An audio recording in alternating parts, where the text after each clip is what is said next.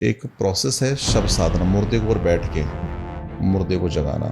एक समय ऐसा आता है जब अदृश्य आवाज आती है, बोल बोल क्यों जगाया है मुझे, क्या चाहता है तुझसे। मैं ऐसे कई परिवार बता सकता हूँ जहाँ ब्रह्म राक्षस मौजूद है, जहाँ प्रेत मौजूद है, जहाँ भूत मौजूद है। आप एक रात नहीं सो सकते और आप उस 10वें दरवाजे तक पहुंचो जहां से आप अपनी इच्छा से इस आत्मा को इस शरीर से निकाल सकें। एक विषय है कॉम्प्लेक्स, कंपटीशन कॉम्प्लेक्स। मतलब आप समझिए कि आपकी फसल अच्छी हो रही है, मेरी फसल नहीं हो रही, ज्वेलर्स है, किसी तांत्रिक के पास गए, जादू टोना करा दिया। आध्यात्म मात्र मूर्ति पूजा नहीं है, आध्यात्म मात्र संस्कृत के श्लोक नहीं है जिनको आप प्रभावित होकर सुन लो। आध्यात्म का मतलब है, साधना का मतलब है, सिद्धि का मतलब क्या है। अच्छा, वो टाइमिंग सेट का गेम है एक्चुअली, कि तेरे को जाना उसी योनि में। हाँ, जब वो व्यक्ति जाएगा रात को तो वहां एक विद्या है, ये चश्मों की विद्या है। आप भूत और प्रेत की साधना करेंगे, भूत और प्रेत मजबूर हो जाएगा आपके सामने आने के लिए। ये हमने एक विज्ञान डेवलप कर लिया अपने बॉडी में, एक टेक्निक हमने समझ ली। ओके। उस टेक्निक के माध्यम से हम कुछ भी कर सकते हैं। क्योंकि इंटरनेट के ज़माने में आजकल इंस्टाग्राम पे एड्स आ रहे हैं कि हमसे ये काम करो, वशीकरण करवा लो, ये करवा लो। ये बंद होना चाहिए। यक्षिणी आपको धन दे सकती है, भोग दे सकती है, आपकी मनचाही वस्तु आपको प्रदान कर सकती है। ओके। परंतु ये आसान नहीं है सिद्ध करने, इसमें आपकी जान जा सकती है। मैं 20-22 दिन बाद जब मैं उससे बोला, मैंने कि मैं बाहर गया था, मैंने क्या हुआ तेरे को, कहते गुरुजी झपका लग जाता है और कुछ ऐसा लगता है जैसे कोई स्त्री मेरे साथ गलत काम कर रही है। भूत और प्रेत में क्या डिफरेंस है? मतलब हैं तो दोनों, मतलब एक एंटिटीज हैं, एक एनर्जीज हैं जो दूसरे का बुरा कर रही हैं, तो इन दोनों में फ़र्क क्या हुआ है?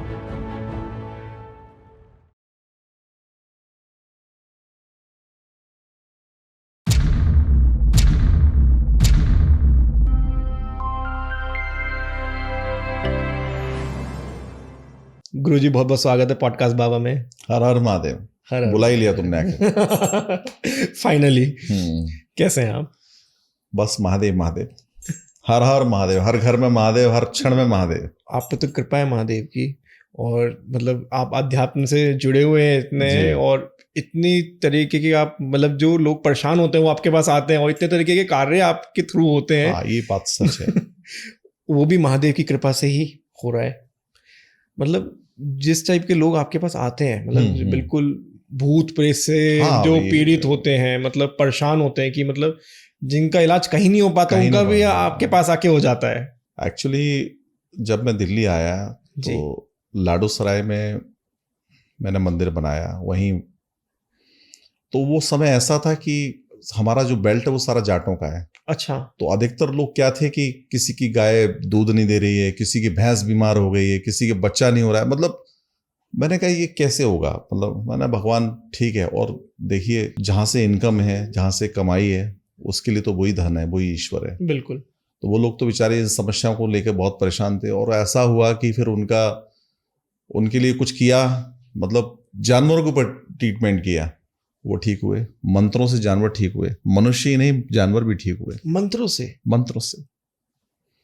एक्चुअल हमारे यहाँ जो है, आप ऐसे समझें कि नाथ संप्रदाय में एक व्यवस्था है झाड़ा। ओके। झाड़ा नजर उतारना, ये आपके घर में भी होगा। हाँ, कहते हैं कि किसी को कुछ होगा जाके झाड़ा लगवाया हो। झाड़ा लगवाया हो या नजर उतार दो। हाँ। तो वो नजर जो है वो पशुओं को भी लगती है। ओके। और जादू टोने लोग पशुओं के ऊपर भी करते हैं, किसी का दूध मार दिया। मतलब इसकी भैंस अगर या गाय ज्यादा दूध ना दे तो उसके ऊपर भी टोटके होते हैं। भूत प्रेत तंत्र मंत्र जादू टोना होता है। तो जिस चीज को हम झाड़ा कह रहे हैं यहाँ पे, उससे तंत्र भी हटाया जा सकता है। गांव कस्बों में सबसे ज्यादा देखा जाए तो किसी की फसल मार दी। अब जैसे फसल, मतलब खेती हो रही है, आप समझिए कि सब्जियां उग रही हैं, बहुत फेमस है कि सब्जी को खत्म कर दिया, मतलब टोनर टोटकों से सब्जी को बंजर कर दिया जमीन को। ओके। आप कितना भी कीटनाशक लगा लो, कितना भी खाद डाल लो, फसल नहीं होगी। ये देखने लायक है। आप जाओ कस्बों में, जाओ गांव में, जाओ उन लोगों से बात करो, वो बताएंगे।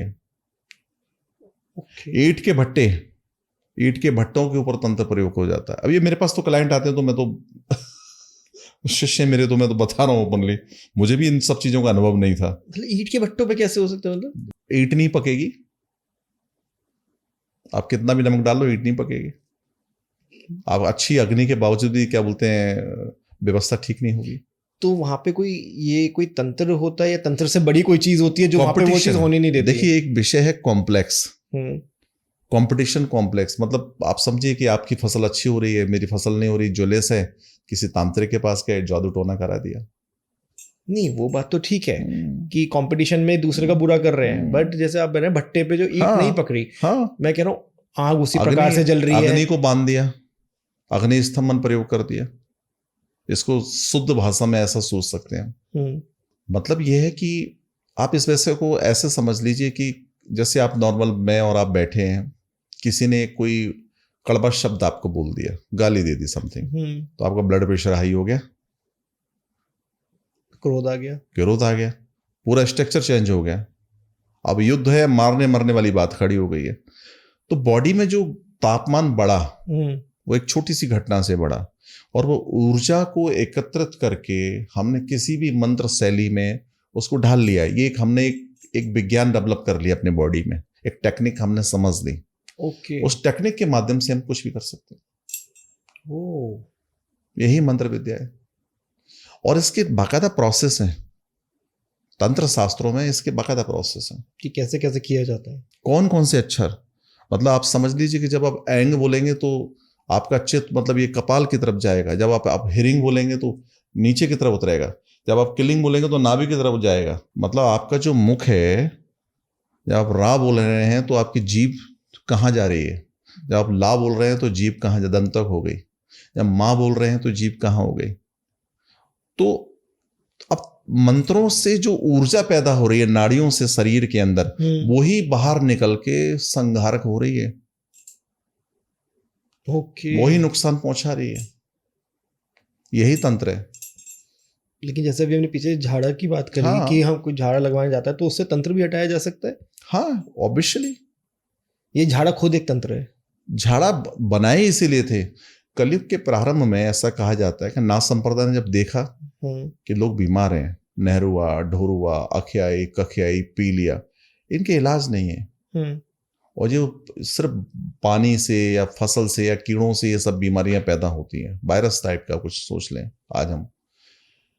उस वक्त इन झाड़ों को बनाया गया और एक एक झाड़े को सिद्ध किया गया, मतलब शब्दों को साधना, अपने बॉडी में उस व्यवस्था को ऐसे मैनेज करना कि जिससे वो सामने वाले व्यक्ति को फायदा हो। कई वर्षों तक तपस्या की। नाथ संप्रदाय का बहुत बड़ा योगदान है। उन्होंने साबर मंत्रों की रचना की। बिल्कुल। मंत्र 4 प्रकार के हैं। वैदोक्त, जो वेदों में लिखे हुए हैं, तांत्रोक्त, जो तांत्रिक मंत्र हैं, क्यूरिडिस मतलब एक पद्धति है जी, डामर कह सकते हो उसको, बिल्कुल है, और फिर शाबर जो नाथ संप्रदाय ने बनाए सहज भाषा में, क्योंकि हम सबसे ज्यादा आज की डेट में हिंदी का प्रयोग करते हैं, संस्कृत बहुत कम लोगों, बल्कि किसी को नहीं आती।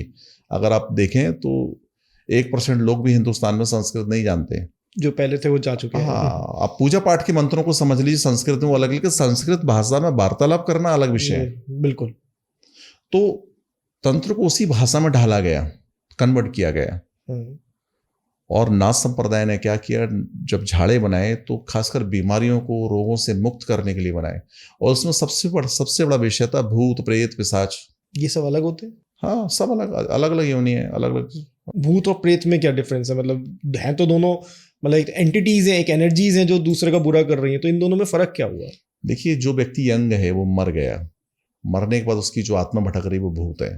ओके। लेकिन आप उसको अपने यहाँ जब पूज रहे हो तो उसको पितृ या आउत के नाम से जानोगे। कोई छोटा बच्चा खत्म हो गया तो वो आउत हो गया, बड़ा खत्म हो गया तो वो प्रेत हो गया, पितृ हो गया। ओके। परंतु देखा जाए कि विषय सिर्फ एक ही है, भूत, लेकिन आप अगर यूज कर रहे हो तो उसको प्रेत कर रहे हो। अब प्रेत का मतलब थोड़ा शुद्धिकरण हो जाता है। आप ऐसा समझ लीजिए कि मान के चलिए आपके शरीर में 9 दरवाजे हैं समथिंग, तो प्राण जहां से निकलेंगे, मतलब आप सोचिए अकाल मृत्यु जब हुई है जी, तो अकाल मृत्यु से टच क्या हुआ है? अगर वो नाभि से कोई ऑपरेशन से या किसी तरह से हुई है तो वो एक अलग योनि में जाएगा। ओके, मतलब 9 दरवाजे 9 अलग योनि के हैं। ओह, तो इसमें सबसे अच्छा दरवाजा कौन सा माना जाता है? कोई अच्छा नहीं है। तभी तो आध्यात्म है। आध्यात्म को बनाया इसलिए गया कि आप अपने आप को जागृत करें, आध्यात्म मात्र मूर्ति पूजा नहीं है। आध्यात्म मतलब मात्र संस्कृत के श्लोक नहीं है जिनको आप प्रभावित होकर सुन लो, एक संगीत नहीं है।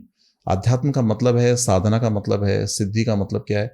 स्वयं को सिद्ध करो, बिल्कुल, स्वयं को जागृत करो, और आप उस 10वें दरवाजे तक पहुंचो जहां से आप अपनी इच्छा से इस आत्मा को इस शरीर से निकाल सकें।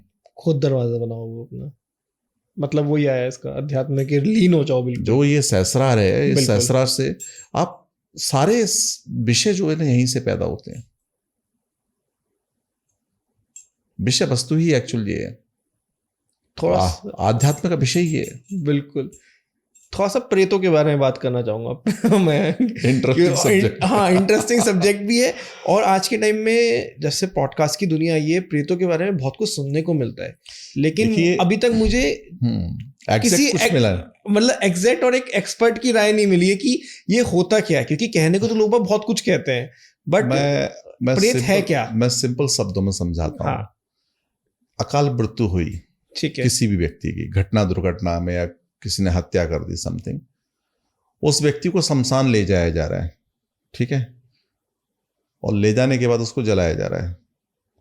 जो हमारे छोटी बस्तियों में रहने वाले तांत्रिक हैं या गांव कस्बों में रहने वाले तांत्रिक, सेवड़े स्याने ओझा समथिंग, ये इस विद्या को बहुत बारीकी से जानते हैं। ओके, बड़े अच्छे एक्सपर्ट हैं इस विद्या में। वो गए, उसके साथ लोगों ने बोला राम राम सत्य, उसने भी अपना कंधा लगाया बॉडी के साथ, राम राम सत्य, लेकिन वो मन में विचार कर रहा है मैं तेरे को लेने आऊंगा, तेरा आज निमंत्रण है। सारे लोगों ने शव को गोसा उपला आखिरी लकड़ी प्रदान की। वो कहता है मैं आता हूं तेरे को लेने के लिए। अच्छा, वो टाइमिंग सेट का गेम है एक्चुअली। एक तो एक्सीडेंट डेथ हो, एक रात में जलाई जाए बॉडी। उस समय जब ये सब कुछ, ये कुदरत भी कुछ इस तरह के करिश्मे करती है कि ऐसी चीजों का कि तेरे को जाना उसी योनि में। हाँ, तो जब वो व्यक्ति जाएगा रात को, तो वहां एक विद्या है 67, 68, 64, ये कस्बों की विद्या है। जो कस्बों में रहने वाले हैं, गांव कस्बों में, वो इस विद्या में बड़े एक्सपर्ट हैं। तो वहां जाके उस शमशान का कीलन कर देंगे, और जलती हुई चिता के सामने बैठ के जो भी सामग्री, हवन सामग्री जो अलग तरह की तैयार की जाती है, उसमें डाल के उसको उठाना स्टार्ट करेंगे। शराब का बाकायदा प्याला देंगे। तो भूतनाथ खिले, छोड़ पिंड को क्यों तू भटके, ले पी मत गिजार, चल चल खड़ा हो, अब चल मेरे साथ। तो उसका नाम पता होना चाहिए, उसकी माँ का नाम पता होना चाहिए। ऐसे ये पता हो तो वो बॉडी हरकत करेगी, और आप पहला प्रहार आपके ऊपर करेगी, आपको खींच ले, हमला करेगी आपके ऊपर कि मुझे क्यों डिस्टर्ब कर रहे हो। पशु को आप जब गुलाम नहीं बना सकते, तो आत्मा को कैसे गुलाम बना सकते हो? उसके बाद फिर जब आपको पता लगेगा कि आप जब कलाकार है, तो आपने अपने आप को सेव कर लिया, आई थिंक, ठीक है। इस विद्या में सेकंड प्रहार होगा, थर्ड प्रहार होगा, फोर्थ में आपने क्या किया, वो कोई चीज उसकी उठा ली। ओके, अब जीते जी आप अपना वस्त्र देने के लिए तैयार नहीं, अपनी बॉस दे सकते हो किसी को क्या? मरने के बाद अपनी बॉडी का हिस्सा कैसे दे दोगे? तो वो जिसके पास चला गया, वो गुलामी वाला गेम हो गया। तो जो कच्चे खिलाड़ी हैं, वो भूत के द्वारा मारे जाते हैं, ये भी फैक्ट है।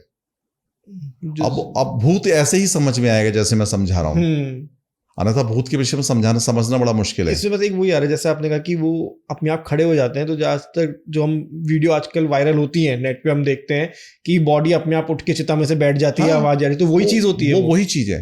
अच्छा, वही चीज है।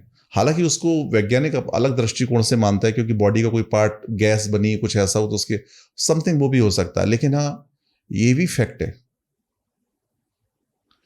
शव साधना जो भी करते हैं, एक प्रोसेस है शव साधना, मुर्दे के ऊपर बैठ के मुर्दे को जगाना। एक समय ऐसा आता है जब अदृश्य आवाज आती है, बोल क्यों जगाया है मुझे, क्या चाहता है तू। फैक्ट है ये बात। सीरियसली? यस। मतलब एक बॉडी के ऊपर बैठ के करते हैं। हमारे भारत में बैन है वो, पता है आपको, लेकिन छुपे तौर पे आज भी वो लोग करते हैं, तांत्रिक लोग। तो बहुत से ऐसे विषय हैं। अब ये भूत है नहीं है तो क्या है, अब वो भूत किसी तरह से आपने सिद्ध कर लिया, और उस भूत को आप किसी के पास भी भेज सकते हैं। ये है भूत, कुछ भी करवा सकते हैं, कुछ भी करा सकते हैं। अब जिसको अब सोच लीजिए, अब आपके परिवार में कोई व्यक्ति खत्म हो गया, तो वो प्रेत हो गया आपके लिए। वो पितर है मेरे, क्या है, पितर पूर्वज है, प्रेत महाराज है। लेकिन एक प्रेत राजा भी हुए, एक पितृलोक भी है। जैसे इंद्रलोक है ऐसे पितृलोक है। तो उस पितृलोक के जो राजा है वो पितृज्य, वो पितर भी मौजूद है। तो उसकी वो व्यवस्था भी मौजूद है। वहाँ ओरिजिनल बेस भी है कि गद्दी है, बाकायदा महाराज है, और एक जो परिवार में बन रहे हैं वो भी है। दोनों विषय है। जैसे जिन्नातों को 3 श्रेणी में रखा गया है। एक वो जो अग्नि से प्रकट हुए, बिल्कुल, एक जो हम जगा रहे हैं, और एक वो जो हमारे पूर्वज मर गए या हमारे घर में मर गए, वो लोग उनको जिन्न कहा गया। मुसलमानों में ये मतलब कुरान से ये इस प्रकार की भाषा का अर्थ निकलता है। तो वहां भी ये व्यवस्था है, जब सूर्य जिन्ना पढ़ोगे तो जिन्नात को आप साक्षात कर सकते हो। करेक्ट। ये विषय है बड़ा गंभीर। अब ये विषय गया तो सनातन से ही है, कहीं उनके पास भी कहीं इधर उधर से नहीं गया। आप सोचिए कि मुर्दे के ऊपर बैठ के जब साधना कर रहे हो तो वो व्यक्ति, उसकी आत्मा, वो आपसे जवाब पूछेगी क्यों जगाया मुझे। फिर उसका भोग अर्पण तर्पण जो व्यवस्था है वो सब करके अपने कार्य को सिद्ध कर सकते हो। उसको सब साधना के नाम से जाना गया है, वीर साधना के जाना शास्त्रों में जाना गया है। जैसे जो आप बता रहे हैं गुरुजी की शव के ऊपर बैठ के साधना कर रहे हैं, लेकिन एक हिंदू धर्म में कपाल क्रिया की जाती है कि जिससे उसका कोई भी मिसयूज ना कर पाए, तो उसके बाद भी किया जा सकता है। ये कलाकार है, कर सकता है, संभव है। अगर एक्सीडेंटल डेथ है तो 100% संभव है। देखिए इसको और थोड़ा अलग तरीके से मैं डिफाइन करता हूँ, समझाने की कोशिश करता हूँ। आपने पिक्चरों में देखा होगा, एक आशिक है, वो गाना गा रहा है और वो सारे दरवाजों को तोड़ के, सारी मर्यादाओं को तोड़ के उसकी प्रेमिका उसके लिए पागलों की तरह दौड़ी चली आ रही है। ये विषय है। आध्यात्म में ऐसा ही होता है। जब आप इष्ट की साधना करेंगे तो इष्ट मजबूर हो जाएगा। आप भूत और प्रेत की साधना करेंगे, भूत और प्रेत मजबूर हो जाएगा आपके सामने आने के लिए। आपके अंदर वो क्षमता होना चाहिए, कैपेबिलिटी होनी चाहिए, वो हिम्मत होना चाहिए उसको हैंडल करने की।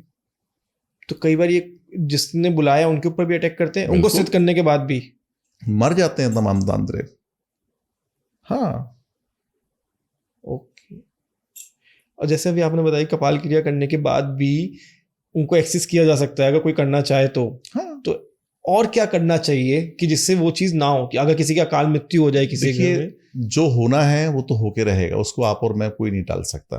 तो मतलब ये भी पहले से लिखा हुआ होता है कि सब पहले ये इसकी योनि में जाएगा, ये इसके कंट्रोल में जाएगा, सब पहले से लिखा हुआ। आज तुम्हारी मेरी मुलाकात लिखी हुई थी, बिल्कुल, तो हो गई। सब पहले से निर्धारित एक सिस्टम तो ये है, और इसको ही एक्सेप्ट कर लो तो यही सच है और कुछ सच नहीं है। हाँ, हम रात को आंखों को बंद करके निकाल देते हैं, नींद में सो के हम रात को निकाल देते, रात का हमें पता नहीं है। बिल्कुल ऐसे ही भूत प्रेत पिशाच जिन्न खबीस डायन डंकनी चुड़ैल बहुत सारे वर्ड हैं ये। मतलब मेरे को तो लगता है भूतों के गोत्र आ गए हैं। हाँ इतने सारा थोड़ा सा मैं मतलब इसमें कैटेगरी इतनी पिछले 2 साल में इतनी कैटेगरी सुनने को मिलती है कि ये सब है। एक्चुअली इसको और थोड़ा डीप जाते हैं तो भगवान कार्तिकेय का जब जन्म हुआ जी, तो कहा जाता है कि उनकी रक्षा के लिए 18 प्रकार के भूतों की रचना स्वयं महादेव ने की थी, उनकी रक्षा के लिए। हाँ, शास्त्र ये कहता है। और कौन से थे वो 18? वो तो खैर अब सब मैं मेरे को सारे याद नहीं है, लेकिन ये शास्त्र वर्णन है। लेकिन तो कार्ति जी को किससे खतरा था? के लिए उनके लिए राक्षस असुरों से, क्योंकि तारकासुर का वध होना था, ये तय था। तो किसी भी तरीके से वो तारकासुर को ना मिल जाए, इसलिए भटकाने के लिए। ओके। गांव कस्बों में तो क्या होता है कि कोई एक व्यक्ति भटक गया, एक सामने गेट है, उसके सामने घर है, उसको घर नहीं मिल रहा, वो कई चक्कर लगा लिए उसने, तो गांव कस्बों में तो ये कहता है कि इसका पैर पड़ गया भूत के ऊपर, इसलिए भ्रमित हो गया।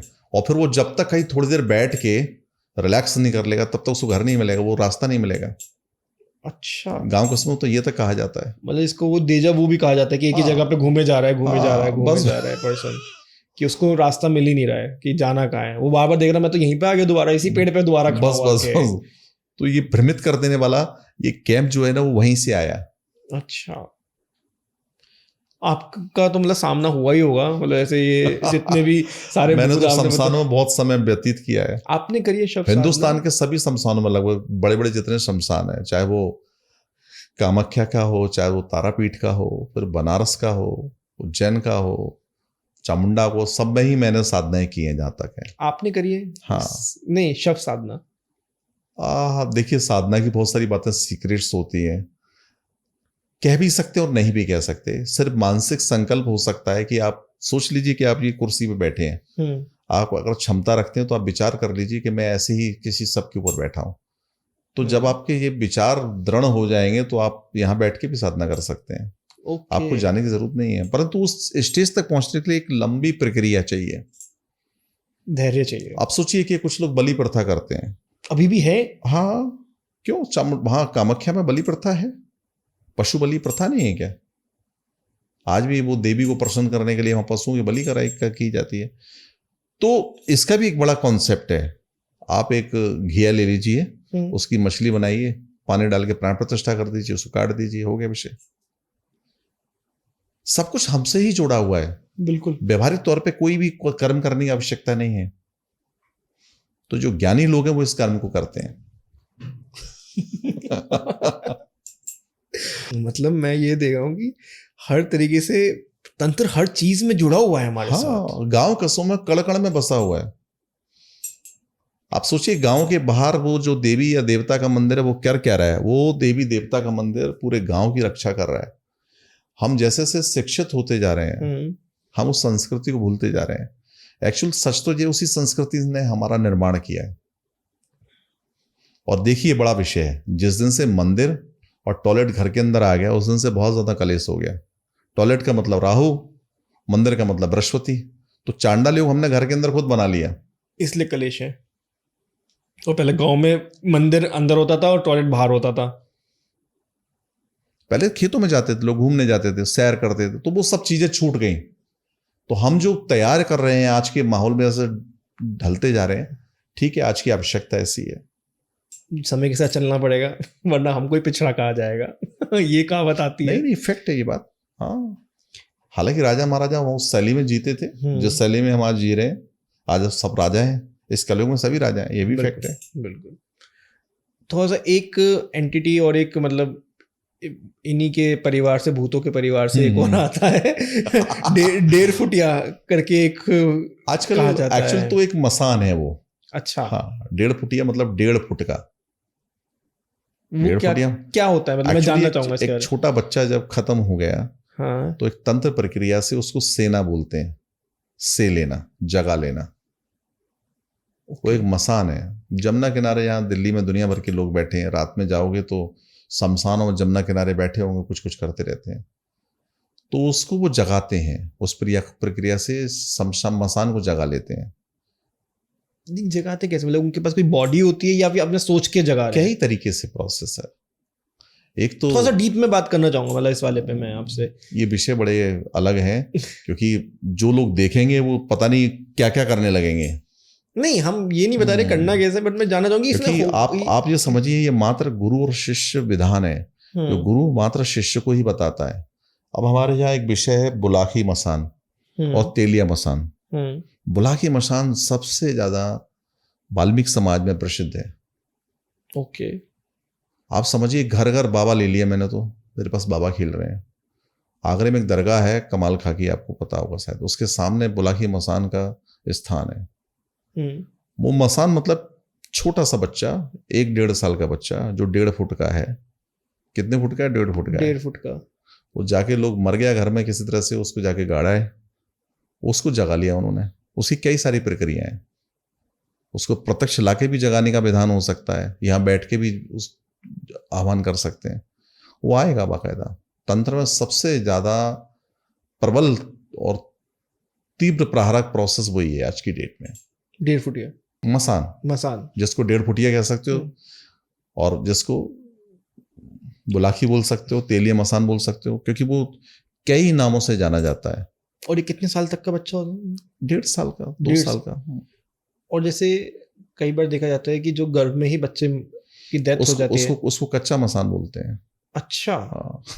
देखिए उसमें ये कहा जाता है कि जब मतलब बच्चा आ गया, जैसे पैदा होती है उसकी डेथ हो गई, हाँ, लेकिन उसमें हिंदू धर्म में कहीं कहीं पे मान्यता है कि उसको चिता नहीं दी जाती है, लेकिन उसको डायरेक्ट पानी में प्रवाह कर दिया जाता है, तो वो भी गलत होता है। कच्चा कलवा या कच्चा मसान के नाम से जानते हैं। नहीं, मैं वो गलत होता है पानी में प्रवाह करना। देखिए दाह संस्कार के जितने भी विधान हैं, हाँ, उनसे बहुत कुछ संभव है हो जाए, लेकिन अगर एक तांत्रिक है तो वो बहुत कुछ गड़बड़ कर सकता है अगर उसको पानी में, क्योंकि मैंने देखा है लोगों को करते हुए। अगर मैं हरिद्वार वगैरह में एक बार गया था तो वहां पे छोटे से बच्चे को, मतलब वो डेड था, और बिल्कुल मतलब क्या कहते हैं 2 दिन का बच्चा होगा, और उसको पानी में उन्होंने कर दिया। तो मैंने उनसे पूछा है, मैंने कहा आपने ये क्यों किया? कहना कि हमारे मतलब देह संस्कार नहीं किया जाता छोटे बच्चों का। अब आप इस तरफ हरियाणा तरफ जाओगे तो कुछ ग्रामों में तो ये व्यवस्था है कि जैसे कोई खत्म हो गया तो जला दिया उनको खेतों में ही, वो हड्डी गुड्डी वहीं गाड़ दी उनकी, पिंडदान भी नहीं कराया।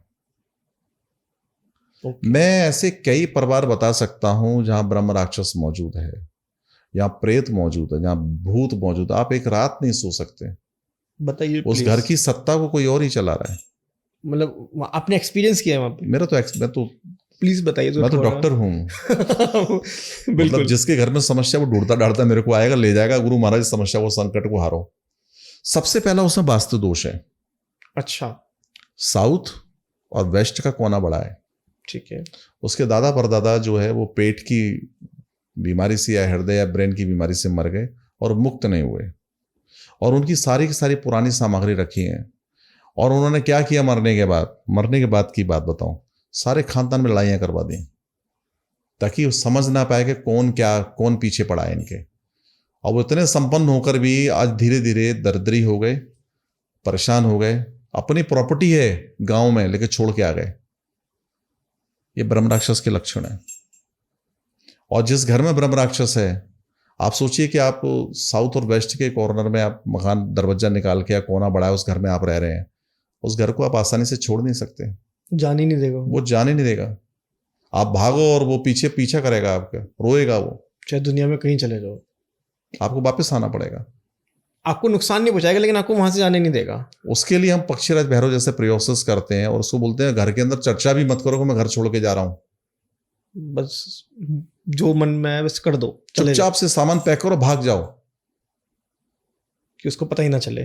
तब भी वो 3-4 महीने परेशान करता है। उसके बाद फिर उस व्यक्ति की जो आर्थिक उन्नति होती है, जो मानसिक शांति, वो कहता है गुरु महाराज मान गया मैं आपको।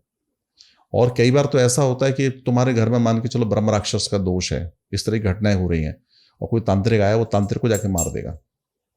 ब्रह्म राक्षस इतना प्रबल होता है कि तू मुझे हटाना है, मैं तुझे कोई खत्म कर दूंगा। ये विषय बहुत गंभीर है, गांव कस्बों का है। लोग कहते हैं क्या बेकार की बातें कर रहे हैं लोग, ऐसा क्या पॉसिबल है? अरे भैया जाओ, जिनके कुनबे खत्म हो गए उनके कुनबों में जाके रहो, जरा उन घरों में जाके रहो।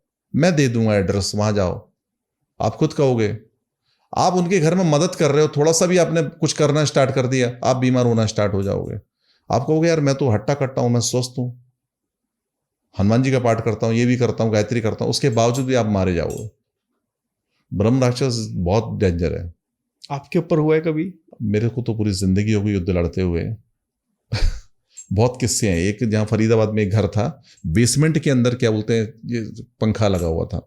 तो मेरे एक बीजेपी के एक कार्यकर्ता है, नाम तो लेना ठीक नहीं क्योंकि वो मुझे ले गए उनके जहाँ।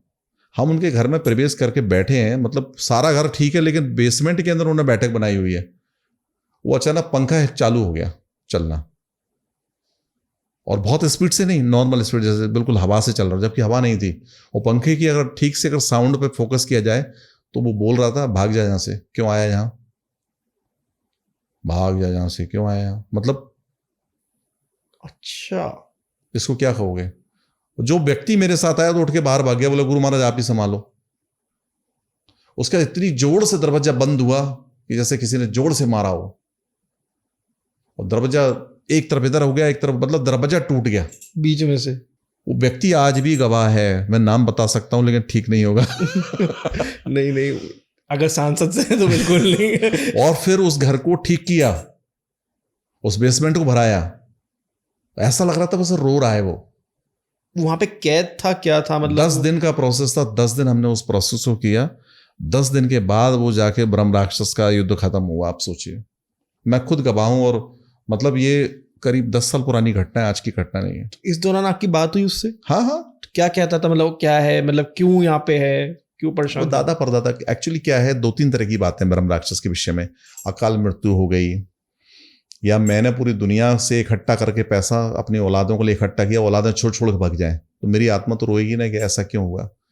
तो कई सारे कारण हो सकते हैं ब्रह्म राक्षस बनने के पीछे। तो इसलिए वो उस जगह से अटैच हो जाता है, उसको पता चल गया कि ये मुझे हटाना है, तो इनको ही भगाओ सबसे पहले यहाँ से।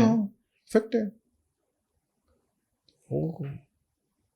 छुपी हुई दुनिया बड़ी रहस्यमयी है, उसके विषय हम कुछ भी नहीं जानते, लेकिन आध्यात्म जिस तरह से जो हमें शो करता है, जितना कुछ बताता है, वो बहुत कुछ है हम लोगों के लिए, और हमारे प्रश्नों के उत्तर मिलते हैं। सबको अध्यात्म है।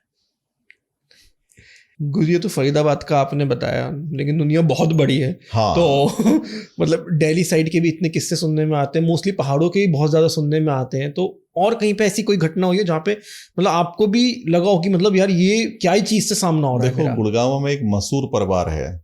अच्छा। गुड़गांव में एक जगह है गाड़ोली जी, और वहां का सबसे फेमस परिवार, इतना ही बोलूंगा, इससे आगे नहीं बोलूंगा। उस परिवार में आप जाओगे तो बाकायदा आपको नैऋत्य कोण निकला हुआ बाहर दिखाई देगा, मतलब पूरे घर का एक कोना बाहर साउथ और वेस्ट बाहर निकला हुआ है। और उस घर में 5 डेथें हुई और सब यंग हुई। और 5 डेथों से पहले जब वो मेरे से मिले तो मैंने उनसे बोला, देखो ये घर ठीक नहीं है, इसका ये कोना हटा दो, आप बाहर कर दो। कहते जमीन कैसे छोड़ सकते हैं हम, सीधा करवा लो उसको अपने, उसमें लो ही मत। बोला जमीन नहीं छोड़, इसको गार्डन बना दो बाहर के लिए। बोला नहीं गुरुजी, जमीन नहीं छोड़ सकते हम। नहीं माने। एक एक कर घटना है। अब जाके उन्होंने वो सब साफ किया है, तब जाके कह सकते हो कि अब वो जाके ठीक है। तो किस चीज का वहां पे प्रकोप आया कि ब्रह्म राक्षस था। हाँ। अभी एक लेटेस्ट फैमिली मेरे टच में आई है, अभी की स्टोरी है। उस घर के अंदर नर पुरुष खत्म हो गए, सब। ब्रह्म राक्षस जिस घर में है, 2 पीढ़ियों के बाद वो नर पुरुष को एक एक करके खत्म करना स्टार्ट कर देता है। ओके। और आप उसका उपाय नहीं कर सकते। आसान नहीं है कि आप उससे मतलब उसको उससे मुक्त हो जाए। आप कितने विदेश चले जाओ, वहां तक पीछा करेगा आपका। लेकिन ब्रह्म राक्षस के साथ एक चीज और कही जाती है कि बहुत शुद्ध होता है। यही विषय है, बड़ा गंभीर है। उससे इसलिए कोई लड़ना भी नहीं चाहता। आज की डेट में हिंदुस्तान में जितने तांत्रिक हैं, अगर किसी से बोलो भैया ब्रह्म राक्षस वगैरह, अष्टम राहु जिस व्यक्ति की कुंडली में, चतुर्थ राहु जिस व्यक्ति की कुंडली में है, वो एस्ट्रोलॉजर कहते भैया इस कुंडली को ले जाओ, मैं आपसे बात ही नहीं कर सकता इस विषय में। और ऐसा हुआ। कुछ ऐसे एस्ट्रोलॉजर हुए जो कहते थे, आपका पता नहीं मुझे कि अष्टम या 4th राहु वाले जो लोग हैं उनके घर में ये ब्रह्म राक्षस दोष है, इस कुंडली को भी नहीं रखना हमें, कुंडली ही ले जा तू अपनी, वो तेरा दादा कल आ गया था मारने के लिए मेरे को। इतना तक हुआ है। अच्छा। कुंडली रखने से ही मतलब आप उसकी चर्चा नहीं कर सकते घर में। अगर आप बोल रहे हो कि मैं घर छोड़ के चले जाएंगे, आप 1-1 रुपए के लिए मोहताज हो जाओगे। जाओ, कैसे जाओगे? अभी की बात है, अभी की। आप सोचिए कि 1 किला जगह जहां मैं रहता हूं, कंझावला बगला मुखी मंदिर है, उसके बैक साइड में 1 किला जगह 4 करोड़ रुपए की है। 40 किला जगह कितने की होगी, आप अनुमान करिए। आप उस घर के नर पुरुष सारे खत्म हो गए। सास और बहू 2 जने घर में रहते हैं, एक बेटी है, एक छोटा बेटा है। उसको उसके जीवन के लिए प्रार्थना 24 घंटे करते रहते हैं। उसको भी कई बार उन्होंने मरते मरते बचाया है। इतना संपत्ति होने के बावजूद 1-1 रुपए के लिए परेशान है। सब उसका किया हुआ है। जिस व्यक्ति के पास 40 एकड़ जगह हो और 4 करोड़ रुपए, 4 करोड़ रुपए एकड़ का भाव हो, कितने की हो गई? मतलब सब निकाल के कुछ करने की जरूरत भी नहीं है, 7 पुश्तों करने की जरूरत नहीं है। और उनके खाने के लाले हैं, आप सोचिए। तो ये किसी चीज से ठीक भी नहीं होते? होता है, पक्षीराज भैरव प्रयोग है ये। ओके। हाँ, उससे हो। लेकिन पक्षीराज भैरव प्रयोग जानने वाले कितने लोग हैं? बड़ा मुश्किल है, ये प्रोसेस आसान नहीं है। तो किसी तांत्रिक को कैसे पहचाने कि उनको इसकी नॉलेज है या नहीं? क्योंकि इंटरनेट के ज़माने में आजकल इंस्टाग्राम पे एड्स आ रहे हैं कि हमसे ये काम करो, वशीकरण करवा लो, ये करवा लो, या यक्षिणी करवा लो। मैं आपको बताऊं, मैंने अभी पीछे भी बोला था एनबीटी पे, अभी बोल रहा हूँ, ये बंद होना चाहिए। इन चर्चाओं को हम जो कर रहे हैं, इन चर्चाओं से आम पब्लिक जो है वो भटक रही है और भ्रमित होकर ठगी जा रही है। बिल्कुल। तांत्रिक पहले तो है नहीं, गिने चुने लोग तांत्रिक हैं, और जो लोग टोने टोटके कर रहे हैं तांत्रिक हैं, वो गलत हैं। वो आसान मसान कुछ उल्टी सीधी क्रियाएं सिद्ध करके रखी हुई उन्होंने, वो वशीकरण, शोषण इत्यादि कर्म जानते हैं, मतलब ठीक नहीं है। टोने टोटके करने वाले लोगों को ही गलत इसलिए माना जाता है कि छुपे हुए शस्त्रों को लेके आप घूम रहे हो। तांत्रिक को कैसे पहचाने, ये आपका प्रश्न था। उसकी पुतलियां थोड़ी सी उठी हुई होंगी, जब आंखें बंद करेंगे तो लोगों पे पावर्स है, मतलब उठी हुई होंगी, उसकी आवाज सदी हुई होगी। ओके। और वो बहुत ही ज्यादा जागृत और चौकन्ना होगा। क्या होगा? चौकन्ना। क्योंकि वो साउंड सुन रहा है। क्या सुन रहा है? अगल बगल सेंस को समझ रहा है कि यहाँ पे कैसी एनर्जी, प्रकृति जो है वो कैसे उसको महसूस करा रही है। जो मेन तांत्रिक हैं, जिनके पास नॉलेज है पूरी, जिनकी हम बात कर रहे हैं, तो उनको कहीं भी वो जाते हैं आते हैं तो उनको महसूस हो जाता है कि यहाँ पे कुछ है। हाँ, फैक्ट है। अच्छा। उसमें सबसे पहली पहचान वास्तु है, वास्तु दोष है। ओके। डार्कनेस है। जिस घर के अंदर डार्कनेस होगी, जिस घर के अंदर वास्तु दोष है। आजकल तो बहुत चीजें हैं, लोगों को आमतौर पर पता लगे, इंटरनेट बहुत कुछ पता है। मात्र 4th राहु होने से ही घर में भूत प्रेत संभव हो सकता है। केतु भी है तो भी संभव है। ओके। और उसकी निशानी है, घर की दहलीज में तरेड़ होगी। दहलीज में तरेड़ होगी, तरेड़ मतलब चटकी हुई होगी, दरार होगी, मतलब वहां कुछ है। इलेक्ट्रिक चीजें गड़बड़ होंगी, पानी टॉयलेट की लीकेज होगा, वॉच बंद होगी, एक अलग सी स्मेल होगी, कभी खुशबू होगी, कभी बदबू होगी, घर में घुसते ही वजन हो गया, घर में बेअर्थ का कलेश हो गया। ये सब तंत्र मंत्र ही है। तो जो नेगेटिव ऊर्जा है इसको हमने ही स्थापित किया हुआ है। तो इस चीज को सही करने का कोई उपाय अगर आप बताएं प्लीज। यज्ञ है, वास्तु दोष है, अपने पितरों के ठीक से मुक्ति कराएं। और अगर कोई खुद से ही करना चाहे डेली बेसिस पे, उसके लिए गायत्री मंत्र, एक हद तक गायत्री मंत्र है, हनुमान चालीसा है, बजरंग बाण है, ये करें, डेली चलाएं। हाँ, और भी इसके अलावा भी प्रोसेस हैं। आए, हम तो सिखाते हैं लोगों को तंत्र। जैसे ये तो वाले तंत्र हो गया जो अपने आप हो रहा है वास्तु दोष से, लेकिन आज के टाइम में लोग बाग सिद्ध कर रहे हैं, यक्षिणी हो गए, मतलब बहुत सारे चीजें। देखिए, समाज 2-3 तरह से बहक रहा है। पहला तो यह है कि आप जिस वशीकरण को करना चाहते हैं, जिस लड़की के लिए या लड़के के लिए, वो आसान नहीं है। नंबर विषय तो बहुत ज्यादा परेशान मत होइए उसके विषय में। ये प्राकृतिक घटना है, इसको एक्सेप्ट करिए। पहला तो मेरा ये कहना है। बिल्कुल। दूसरा जो विषय है कि धन चाहिए, गड़ा धन कहीं से निकल आए, ऊपर से पैसे आ रहे हैं, ये भी एक ठग विद्या है। ये कुछ ऐसा होता नहीं है। इसके नाम से आप मोटे तरीके से ठगे जा सकते हैं, कोई ट्रिक से आपको बेवकूफ बनाया जा सकता है। ओके। और तीसरा विषय जो है सबसे बड़ा, कि आपको एक हथियार चाहिए, एक पावर चाहिए। हाँ, संभव है वो, लेकिन उसके लिए तप करना पड़ेगा, क्योंकि त्याग ही तप का मार्ग है। अगर आप त्याग कर सकते हो तो ही इस कर्म के लिए आगे बढ़ो, और उसके लिए एक उचित और श्रेष्ठ गुरु होना चाहिए। तंत्र के लिए भी गुरु चाहिए। हाँ, तंत्र तो बगैर गुरु के संभव ही नहीं है। तंत्र पे तो यही एक स्पष्ट है कि आप गुरु के बगैर तो ज्ञान प्राप्ति ही नहीं कर सकते। तो जो ये लक्ष्मी वगैरह के जो मंत्र लोग बाग देख के आजकल स्टार्ट कर देते हैं खुद से आप करना, फिर समझिए, स्वर्ण बनाने का सूत्र आपको कहीं नहीं मिलने वाला। लेकिन सिद्ध तो कर रहे हैं गुरु जी वो लोग। वो सब बेकार, बेवकूफ हैं, बर्बाद भी हैं, उल्टी सीधी मृत्यु भी मर रहे हैं। होता है क्या, मतलब मैं इसमें थोड़ा जानना चाहूंगा कि जो सिद्ध कर लेते हैं यक्षिणी वगैरह को, ये क्या देती हैं, क्यों कर रहे हैं लोग बाग?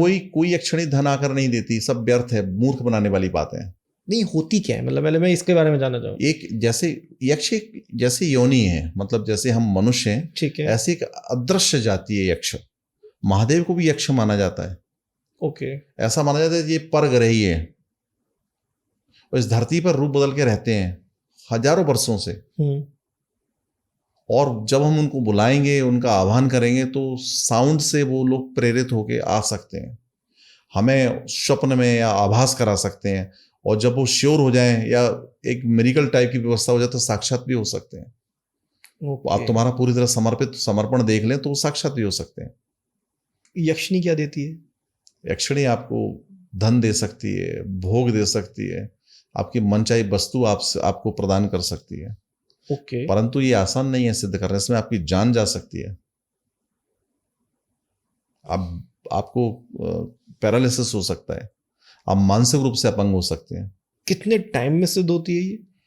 तंत्र को सीखने के लिए तो कम से कम 12 वर्ष भी कम है और पूरे जीवन भी छोटा है। नहीं, यक्षिणी को अगर सिद्ध करना हो तो? कहाँ आप एक ही टॉपिक पे पड़ गए पीछे। ये मैं जानना चाह रहा हूँ इसके बारे में, इसलिए। देखो, शास्त्रों का तो 1.25 महीने का समथिंग विधान है, लेकिन कुछ लोगों को 3 महीने में लग जाते हैं, कुछ लोगों को 12-12 महीने लग जाते हैं। तो मतलब जिसको सिद्ध हो गई तो उसके क्या पास मतलब कान में आके से उस कन पे शासनी कहा जाता है, कान में आके सब कुछ बताती है, ऐसे यक्षिणी भी बताती है? क्या होता है ये? अलग अलग डिपार्टमेंट है। अच्छा, डिपार्टमेंट आप सोचिए, हमारे एक रेवेन्यू डिपार्टमेंट है, हाँ। एक जस्टिस डिपार्टमेंट है, एक पुलिस डिपार्टमेंट है। हम सोच रहे हैं कि हमने बनाए हैं, लेकिन आपको मालूम है शास्त्रों में इनका वर्णन है। दंड अधिकारी भैरव, दंड पाणी भैरव, दंडाधिकारी भैरव। बिल्कुल। यानी जस्टिस है जज, रेवेन्यू डिपार्टमेंट यानी क्षेत्रपाल भैरव, मतलब जो पटवारी जो है आपका, वो रेवेन्यू डिपार्टमेंट का जो व्यक्ति है वो हमारे क्षेत्रपाल भैरव के नाम से जाना जाता है। बिल्कुल। अब सोचिए कोतवाल भैरव यानी पुलिस वाला। तो ऐसे ही व्यवस्थाएं उस काल में बनाई गई। अब उसके मौलिक जो विषय हैं वो मौजूद हैं, वो देवताओं के रूप में पूजे जाते हैं। और फैक्ट है कि जिस पर कोतवाल भैरव का प्रयोग ठीक से कर दिया जाए, उस व्यक्ति के पीछे पुलिस पड़ जाएगी, चाहे फिर चालान क्यों नहीं हो। लेकिन होगा जरूर। वहाँ क्षेत्रपाल भैरव प्रयोग कर दो तो रेवेन्यू डिपार्टमेंट पूरा आपके पीछे पड़ जाएगा, इनकम टैक्स डिपार्टमेंट। अच्छा, मतलब ये सब भी, मतलब सब कुछ पॉसिबल है तंत्र से। और दंडाधिकारी पे अगर आप कोर्ट में हैं, दंडाधिकारी भैरव को ठीक से कर दिया जाए प्रयोग, हाँ। तो जस्टिस आपकी बात मानेगा। चाहे आपने कुछ ही किया हो। कुछ का मतलब ये भी नहीं है कि आप कोई मर्डर करके आए हो, लेकिन हाँ, आपके हित में हो जाएंगी चीजें नर्म हो जाएंगी। अच्छा। और आपके हित में भी हो सकती हैं। ओके, थोड़ा सा यक्षिणी वाले पे आऊंगा दोबारा। आपका कभी सामना हुआ है मतलब ऐसे किसी से कि जिसने सिद्ध कर रखी हो लेकिन वो परेशान हो गया उस चीज से? मेरा एक शिष्य था प्रमोद। मैं कहीं से कोई एक चीज पकड़ के लेके आया था। एक्चुअल क्या है, एक काम वाली औरत मर गई थी, मतलब जो घर का साफ सफाई करती थी। और वो अकाल मृत्यु मरी। उस घर में बाकायदा कई बार बैल बजती थी और कई बार ऐसा लगता था वो काम कर रही है घर के अंदर।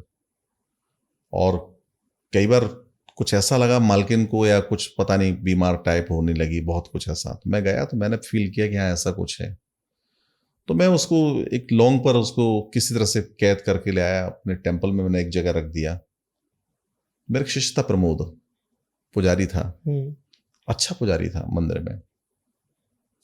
उसने वो जाके लौंग खा ली। और क्यों खा ली? बोले ये मुझे चाहिए। कुछ लोग होते हैं ना असमझ, आपको बिना बताए, बगैर बताया कि ये सिद्धि मुझे हो जाएगी। और आप बिलीव करिए, जब भी वो मतलब ऐसा हो गया बीमार, उसके बॉडी से स्मेल आने लगी। और मैं 20-22 दिन बाद जब मैं उससे बोला, मैंने कि मैं बाहर गया था, मैंने क्या हुआ तेरे को? कहते गुरुजी झपका लग जाता और कुछ ऐसा लगता है जैसे कोई स्त्री मेरे साथ गलत काम कर रही है। नॉर्मल मिला, ठीक है चलो बात करते हैं। शाम को उसका भाई आया। उसके भाई ने बोला गुरुजी इसने तो बड़ा परेशान कर रखा है, चला जाता तो लौट के नहीं आता, 6-8 घंटे वो भटकता रहता है। लास्ट में ये हुआ कि मैंने कहा इसको पकड़ के लाओ मेरे पास। अरे ये क्या हुआ तेरे को? नाड़ी वाड़ी देखी, व्यवस्था पूरी समझ में आई। मैंने ये चीज तेरे को लग नहीं सकती, कैसे लग गई? कहता गुरुजी माफ कर दो, गलती हो गई। क्या? वो ऐसे से आप लाए थे ना, मैंने खाली सोचा ये सिद्धि मुझे हो जाएगी। तब उसके बाद प्रयोग करके उसके ऊपर से वो विद्या दोबारा हटाई गई। आप सोचिए, बाप प्रमाण है ये बात, मैं खुद गवाह हूं उसका। अब ठीक है, अब स्वस्थ है पूरी तरह से है, जॉब कर रहा है, बच्चे हो गए तो उसके।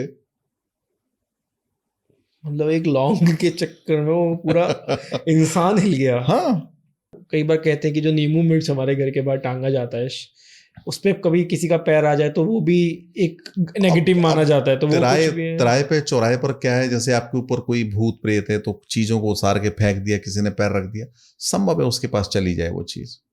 लेकिन चौराहे को एक चीज और माना जाता है कि आपकी किस्मत का ताला भी खोल सकता है चौराहा। चौराहे कर सकता है, बहुत कुछ कर सकता है। चौराहे पर खासकर चुगान देवी की पूजा होती है, चौमुखा काली की पूजा होती है। और कोई किस्सा गुरुजी जो आपके पास आया हो? बहुत किस्से हैं, कोई भी एक। किस्सों की मेरे पास कमी नहीं है, सुन के थक जाओगे। नहीं, अभी तो मैं सुनना चाहूंगा। कुछ लोग है ना, इंटरनेट से टीप के निकाल के एक इंद्रजाल किताब उठा लाए, उसमें से कोई मंत्र करना स्टार्ट कर दिया, और कोई चीज को देख के वो घर के अंदर कोई घुंघरू बजा, कुछ लगा, कोई थप्पड़ मार के चला गया, बाल उड़ गए। ये सब पिक्चरों में दिखाया जाता है, ये स्वयं लोगों के साथ महसूस होने लगता है, क्योंकि आपने ना तो गुरु बनाया, ना किसी विषय को समझा, ना समझना चाहते हो, और अपने तरीके से उसको करना स्टार्ट कर दिया। ऐसे अनगिनत लोग हैं जो बिना नॉलेज के कर रहे हैं और पागल हो रहे हैं, फिर वो चीजें उसका पीछा करती हैं, मार तक देती हैं। कोई किस्सा? एक बहुत पुरानी बात है, अब वो मेरा शिष्य है, उसको किसी गुरु ने बोला कि तू शमशान की राख ले आ और छत के ऊपर रख के उसके ऊपर बैठ के साधना करना स्टार्ट कर दे। सोचिए, उसने गुरु के कहने पे, उसका गुरु भी इतना बड़ा समझदार था, उसने वो क्रिया की। आप समझ लीजिए, उसको 8वें दिन उसको पैरालिसिस अटैक हो गया, बचना मुश्किल हो गया। उसको उठा के लाए, देखा कुछ कर ही नहीं सकते थे, फिर भी कुछ कुछ प्रोसेस किए, 4 से 4.5 वर्ष लगे, तब जाके वो ठीक हुआ। सुबह कितनी सी गलती से कि रात में बैठ के काम कर, एक गुरु ने गलत डायरेक्शन में ले गया व्यक्ति को। तो इसलिए गुरु जब भी बनाओ या तुम जो भी कर रहे हो, उसके दुखद परिणामों को समझ लो। बिल्कुल, कि पॉजिटिव है तो नेगेटिव तो ऑलवेज है ही है। इस काम में तो बिल्कुल ही है। नहीं, आप एक बंदूक बाहर से खरीद लाओ या उठा लाओ, उसको आप चलाना कैसे सीखोगे ना। और ट्रेनिंग आपने ली नहीं, आप अपने तरीके से कर लो तो वो गोली खुद ही मार लोगे अपने आप को। तो ऐसे उटपटांग चीजों से बचो। ऐसे अनगिनत बातें, घर घर बातें हैं। कई ऐसे केसेस हैं कि उल्टी सीधी हरकतें की, अब वो उनको बालाजी हर महीने ले जाते हैं, थोड़ा कंट्रोल हो जाता, 2 महीने नहीं गए तो फिर वो पागलपन का दौरा पड़ गया, फिर वो चीज बढ़ गई, क्या करोगे। ओके, जैसे भी आपने फरीदाबाद वाला बताया था। हाँ। कि वो भूत आपसे साफ कह रहा है। हाँ, वो प्रकृति आपको संदेश देगी। तो ऐसा कहीं और भी हुआ है कि सामने आके खड़ा हो गया हो आपके? ऐसे बहुत चीजें हैं जिनको लाइव बोलना ठीक नहीं है, क्योंकि लोग यही कहेंगे, अंधविश्वास को फैलाना भी गलत है, क्योंकि हर व्यक्ति डरने लगे वो भी तो उचित नहीं ना। आप समझिए कि कुछ ऐसा भी है जिसको आप स्वयं बुला सकते हो। ईश्वर और आपके मध्य में, ईश्वर कहीं आपके साथ गलत या अच्छा करने नहीं आ रहा, वो भूत प्रेत पिशाच देवी देवता यक्ष किन्नर जो भी योनियां हैं, वही आपके साथ जुड़ के सारे कार्य को कर रही हैं, लेकिन नुकसान नहीं पहुंचा रही है। और नुकसान नहीं पहुंचा रही है। मृत्यु का, घटना दुर्घटना कारक वही है, ईश्वर उनसे ही कार्य करा रहा है। अगर इसमें थोड़ा छलावे को लिया, छलावा अलग होता है या इनके साथ कई होता है? छलावा भी सेम विषय है, मैंने उसके सबसे पहले जिक्र वही किया, सबसे पहले छलावे का ध्यान हो तो, क्योंकि अब वो भ्रमित हो गए जगह पे, क्या हो गए भ्रमित, अब वो साथ में दौड़ रहा है आपके। उसने खरगोश का रूप धारण कर लिया, आपने यार बड़ा सुंदर खरगोश, उसको उठा लेते हैं, थोड़ी देर खुद ही हम अति भ्रमित हो गए, हमने खरगोश उठाया था या क्या है, मालूम बड़ा हिरन का बच्चा बन गया। ये होता था हमारे गांव कस्बों में लोगों में, अब ये घटनाएं खत्म हो गई। पहाड़ों पे होती हैं छलावे की। नहीं, कहा जाता है कि उनसे कभी इंटरेक्ट नहीं करना चाहिए, ऐसा भी है। तो यही तो विषय है, आप बिल्कुल प्रभावित मत होइए, आप जिस उद्देश्य से जा रहे हैं उसको करने जाइए, उससे वापस आ जाइए। अब नहीं है ये चीजें, अब बहुत लिमिटेड रह गई हैं, बट ये बातें बहुत हुआ करती थी पहले। एक साधक हुए, रंजन नाम है उनका, एक्चुअली अभी भी हैं वो जी। उनको किसी ने बता दिया कि कपाल साधना कर लो, तो एक खोपड़ी ले आए, कहीं से उठा गए, पता नहीं कैसे व्यवस्था की उन्होंने, लाके उसको पूजना स्टार्ट कर दिया। और फिर ऐसा हुआ कि कभी घर में माँ मार रही है उनको, कभी भाई मार रहा, मतलब पूरे घर में लड़ाई होनी ही होनी है, 24 आवर कलेश चल रहा है। मतलब कभी आपसे लड़ाई हो रही है, आप शांत हो गए, थक गए, तो दूसरे से लड़ाई हो रही है, दूसरे जगह तीसरे से लड़ाई हो रही है, लेकिन वो नहीं थक रहे, लड़ते वो नहीं थक रहे। ये उच्चाटन प्रयोग है जो भयंकर तरीके से हो गया पूरे घर के ऊपर। तो इसलिए मैं तो यही कहूंगा भैया, इन बातों से बचो, इन समस्याओं से बचो। आप नंगे करंट के तारों को छूने की कोशिश मत करो। बिल्कुल सही बात। जिसका आपको नॉलेज नहीं है उसमें मत घुसो। आपको सीखना है ना, आओ बैठो, चर्चा करो, सैद्धांतिक चर्चा करेंगे और एक ऐसे मार्ग की तरफ ले जा सकते हैं जिससे आप खुद कहो कि हाँ मैं ज्ञानी हूं, मैं दूसरों का कल्याण कर सकता हूं। ये ज्यादा उचितम है। और समाज में तो ये चीजें सदा रही हैं, सदा ही रहेंगी। आध्यात्म और विज्ञान ये दो रेस हैं। विज्ञान नई नई चीजें क्रिएट करता है, आध्यात्म पुरानी पुरानी चीजें दिखाता है। तो जो हो रहा है आज के टाइम में हो ही रहा है, जिसका इतिहास है। बिल्कुल। देखो दोनों विषय बड़े भिन्न हैं। आध्यात्म क्या करेगा, आपको आध्यात्मिक चीजों को दिखाएगा और ऐसे ऐसी चीजें प्रकट कर देगा जिसके विषय में आपने सोचा ही नहीं होगा, लेकिन शास्त्र में उसका प्रमाण है। और विज्ञान का क्या करेगा, नए नए आविष्कार करेगा। ये दोनों रेस हैं और दोनों एक दूसरे से विपरीत हैं। बिल्कुल।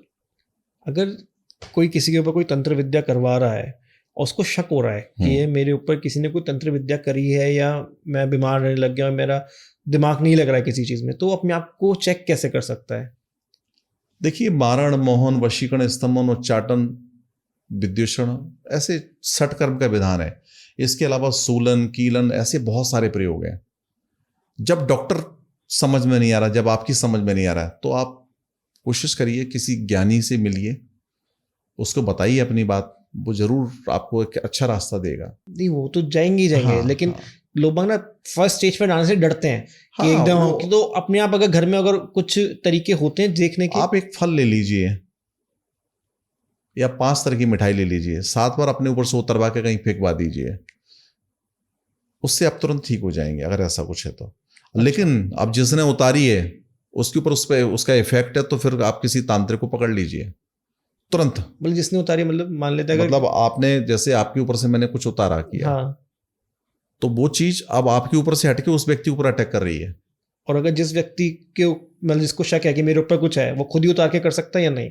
नहीं, कैसे करेगा, खुद कैसे उतारेगा? नहीं, लोग बात करते हैं ना कि नहीं, किसी की आवश्यकता पड़ेगी, परिवार के किसी व्यक्ति की आवश्यकता पड़ेगी उसको। आज के टाइम में होता है ना कि यार तुम मेरी नजर मत उतारो, तुम्हें मेरी नजर, मतलब मेरी नजर तुम्हें, तो लोग खुद ही नजर उतारना स्टार्ट कर देते हैं। वो संभव है लेकिन वो ठीक नहीं है। ठीक नहीं है, वो सही नहीं है। इसको ऐसे ही करो जैसे करना। नजर उतारना हो अगर किसी बच्चे का या बड़े का, कि अगर वो तो नमक ले लो, 7 बार उसके ऊपर उतारो, टॉयलेट बैग तो चालू कर दो 7 बार, बस हो सबसे इफेक्टिव, सबसे ज्यादा जबरदस्त है। ये मिर्च जलाना ये सब ठीक है, मतलब आप समझिए कि एक नई चीज का आपको आपने अचानक एक रिएक्शन कर दिया केमिकल उसकी बॉडी के अंदर, चाहे वो शब्दों से हो चाहे किसी पदार्थ से हो, तीखा सा जैसे लहसुन जी, जबरदस्त इफेक्ट करता है। आप उसको जैसे सुखा दोगे एकदम फड़फड़ा के वो चीज बाहर भाग जाएगी। बिल्कुल। कोई और किस्सा गुरुजी? देखो, पहाड़ों में भी मसान की पूजा होती है, नरसिंह भगवान की पूजा होती है। अच्छा। लेकिन जहां 2 विषय हैं, एक नरसिंह भगवान है, एक मसान है। नरसिंह भगवान है दूधिया नरसिंह, तांत्रिक नरसिंह, अघोर नरसिंह। अच्छा। लेकिन इसके अलावा एक नरसिंह मसान भी है। गांव के लोग तो इतना, वहां पहाड़ों में तो इतना जादू है, इतना जानते हैं कि बात बात पे वो ये सब कर देते हैं। आप सोचिए, मतलब कि इसे खटपट हुई, बहुत नॉर्मल बात है। उत्तराखंड और हिमाचल के वहां के लोग जो है ना, बर्बाद हुए बैठे हैं। आप हैरान हो जाएंगे। मैं कहता रहा हूं कि आप थोड़ा जाइए उधर, आप समझ नहीं पाओगे ये क्या चीज है। हम तो सर टूरिस्ट की तरह जाते हैं और आ जाते हैं, लेकिन जो चीज आप बता रहे हैं, मतलब आपका कुछ हुआ है, मतलब वहां पे किसी ने बुलाया? मैं तो रहा हूं लोकल, हिमालय में रहा हूं 7 वर्ष। एक पद्धति थी लोम, ओके, वो 2 भागों में बट गई, एक लामा हो गई, एक पौन हो गई। वो पहाड़ों में आज भी है। लोम पद्धति अत्यधिक प्राचीन है। लोम का मतलब होता है चुटिया को पकड़ लेना। अच्छा। एक्चुअली वो पद्धति थी कुंडलिनी जगाने की, उसके 3-4 भाग हो गए। जो लामा पद्धति है वो यही है, वो कुछ अलग नहीं है। और जो लोम से पौन बन गई, आज पहाड़ों में जाओ, पौन विद्या का वर्णन आपको मिल जाएगा। वो जादू टोने करते हुए लोग दिखाई देंगे आपको, ये वही विद्या है। तभी पहाड़ों में ज्यादातर ये चीजें दिखाई देती हैं, या क्योंकि वो एरिये ऊर्जा से भरे हुए हैं। वहां नेगेटिव ऊर्जा, कभी हत्याएं हुई, आक्रमण हुए, कुछ भयंकर विराट ऊर्जा वहां मौजूद है, किसी देवी की किसी की शक्ति वहां मौजूद है। ओके, आपका सामना हुआ है ऐसी किसी शक्ति से पहाड़ों में? बहुत विषय हैं, बहुत सारे विषय हैं, कभी बैठो फिर चर्चा तो करें, बैठे कभी मेरे साथ चलो, आपको अनुभव होगा। बिल्कुल बिल्कुल। कोई एक विषय मैं जानना चाहूंगा जो आपके साथ हुआ हो और आपने फेस देखो, किया। मैं तो बजरंगबली का उपासक रहा, सबसे बड़े गायत्री का उपासक रहा, उसके बाद फिर शमशान इत्यादि की साधना की, बहुत साधन 10 महाविद्याओं को साधना की, और अभी तो बगलामुखी पीठ की स्थापना करके बैठा हूँ पिछले 2005 से। तो माँ भगवती की बड़ी कृपा है। एक्चुअली अब तो इतनी सारी घटनाएं कि मैं इतना उसमें रम गया हूं कि मैं किस घटना का जिक्र करूं मुझे ये भी याद नहीं है। जो सबसे पहले दिमाग में आ जाए आपके? देखो, 3 प्रकार के क्रम हैं। त्रिकोण है ना, त्रिकोण के 3 क्रम। एक है अघोर विद्या जी, तो उसके लिए नोएडा में शमशान है, शमशान पक्षी विहार में शमशान है, उसमें मैंने साधनाएं की। उसके अलावा हिंदुस्तान के हर शमशान में गया, बड़े बड़े शमशानों की बड़ी बड़ी व्याख्याएं थी, तो वहां जाके साधना की। दूसरा है शाक्त और शैव। शाक्त शैव तो उसका एक काली मंदिर स्थापित किया। तीसरी श्री विद्या वो स्थापित किया। और तीनों के विषयों को अगर ढंग से अगर समझा जाए, आप समझिए कि दक्ष प्रजापति का जन्म जो है ना, भगवान ब्रह्मा के अंगूठे से हुआ था। ये मैं आपको बता के जा रहा हूं। जब भी कोई भूत और प्रेत जब किसी को परेशान करता है तो लेफ्ट पुरुष के लेफ्ट अंगूठे के अंदर, मतलब नाखून के अंदर से वो आत्मा घुसेगी। वो चढ़ते हुए घुटने तक आ जाएगी, घुटने से कमर, कमर से बाजू पे, और उसके बाद ये तरुआ को पकड़ लेगी, कपाल को पकड़ लेगी। और ये किस्से इतने सारे हैं। आप छोटी बस्तियों में जाइए, किसी जेजे कॉलोनी में जाइए, आपको ऐसे हजारों किस्से मिल जाएंगे, क्योंकि वहां बुलाकी भेजने वाले लोग बहुत हैं। बुलाकी, मशानी, चुगान, बेचने वाले, भेजने वाले बेचने वाले भी हैं। अच्छा, बेचने वाले भी हैं और भेजने वाले भी। आपको सिद्धि भी करा देंगे वो। जो अंगूठे बता रहे हैं चली जाती, तो मतलब महसूस होती है जाते हुए? हाँ, पैर के अंगूठे से हाँ महसूस होगी कि कुछ जा रहा है हमारे शरीर के अंदर। ऐसे मैं आपको बहुत सारे देवी देवताओं के अनुभव बता सकता हूँ। ओके, तो ये तो बहुत प्रैक्टिकल चीज है। बिल्कुल, इससे बड़ी क्या हो सकती है। थैंक यू गुरुजी इस पॉडकास्ट में जुड़ने के लिए। और जो आपने लास्ट में जाते जाते छोड़ा है, डेफिनेटली हम नेक्स्ट एपिसोड में लेके आएंगे गुरुजी के साथ। वेलकम। बहुत बहुत शुक्रिया गुरुजी। हर हर महादेव। हर हर महादेव। आपको ये वीडियो अच्छा लगा, लाइक शेयर सब्सक्राइब करना ना भूलें। Thank you.